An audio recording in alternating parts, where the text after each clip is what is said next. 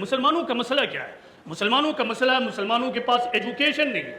مسلمان modern education میں بالکل پچھڑے قوم بنے ہوئے ہیں، کہیں جانے کی ضرورت نہیں ہے۔ آپ اپنے علاقے میں انالیسس کیجئے، سروے کیجئے، دور جائیے پورے علاقے میں کہ کتنے فیصد مسلمان ہیں جو ایجوکیٹڈ ہیں، کتنے فیصد مسلمان ہیں جو ایک سے زیادہ زبان اور بھاشا جانتے ہیں، کتنے فیصد مسلمانوں کی فیملی ہے جو اپنے بچوں کو پڑھانے کے لیے ہر قربانی دینے کو تیار ہے، کتنی فیملی ہے۔ جن لوگوں کے پاس پیسہ آ جائے اور پھر پیسے کی بنیاد پر ایجوکیشن دینا شروع کیا جائے تو یہ نہیں، یہ اس وقت تبدیلی مانی جائے گی کہ سماج کا ٹھیلا پر کام کرنے والا سبزی فروش طبقہ، وہ طبقہ جو دہاڑی پر کام کرتا ہے، اس کے دماغ میں بھی یہ بات گھس جائے کہ ہماری اور ہماری قوم کی تبدیلی، میری فیملی کی تبدیلی اور میری قوم کی تبدیلی اس وقت نہیں ہوگی جب تک کہ ہم اپنے بچوں کو تعلیم یافتہ نہ بنائیں۔